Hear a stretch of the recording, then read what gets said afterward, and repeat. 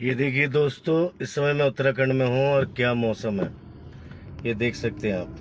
पूरा धुंध ही धुंध पड़ रहा है। ये देखिए,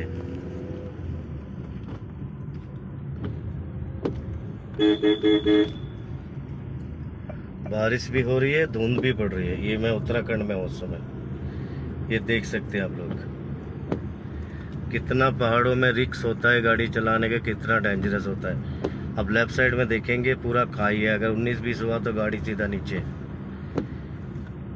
कहता है कि भगवान को प्यारी हो जाता है फिर इंसान। यहाँ पहाड़ों में गाड़ी चलाना मतलब आपको बहुत सावधानी से बरतना पड़ती है। अभी आगे देख सकते हैं धुंध पड़ रहा है, कुछ दिख ही नहीं रहा है दोस्तों। ये देखिए क्या हालत है, क्या नज़ारा है। बहुत खूबसूरत है उत्तराखंड, लेकिन इससे खूबसूरत हिमाचल है।